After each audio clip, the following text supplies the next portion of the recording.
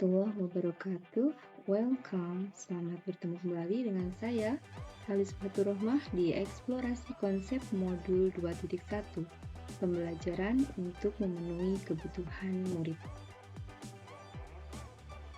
Video ini saya buat untuk memenuhi tugas CGP Angkatan 6 Kabupaten Kebumen dengan pengajar praktik Ibu Widiriani dan fasilitator Ibu Hartati.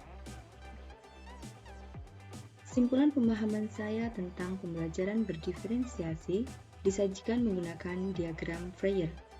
Dinamakan diagram Freyer karena dikembangkan pertama kali oleh Dorothy Freyer, seorang educational psychologist. Adapun isi diagram Freyer terdiri dari definisi, ciri-ciri atau karakteristik, contoh, dan bukan contoh pembelajaran berdiferensiasi.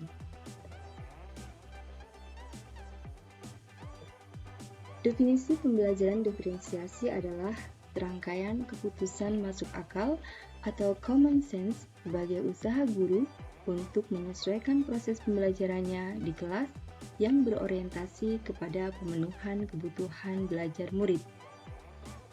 Adapun ciri-ciri atau karakteristik pembelajaran berdiferensiasi adalah: pertama, tujuan pembelajaran dapat dipahami dengan jelas, baik oleh guru maupun murid.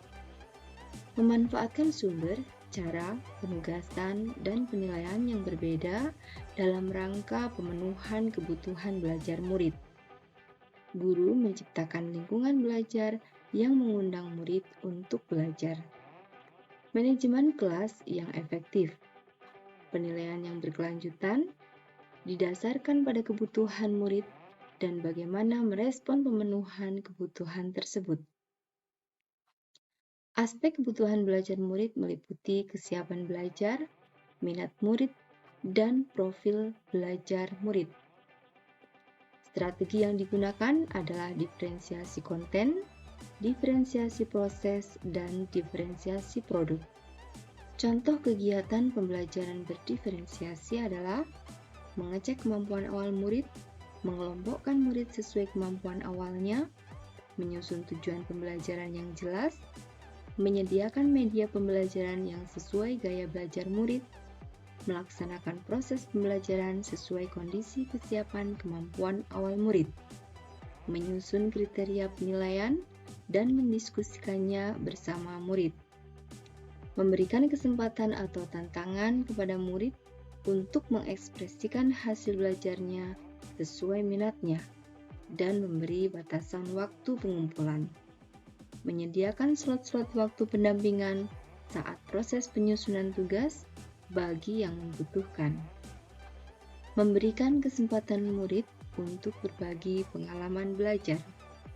Yang bukan contoh pembelajaran berdiferensiasi adalah guru tidak memperhatikan kebutuhan belajar murid, guru tidak mengecek atau tidak memperhatikan kemampuan awal murid, tujuan pembelajaran yang kurang jelas, penyampaian konten, proses, dan penilaian cenderung satu arah atau berasal dari inisiatif guru saja.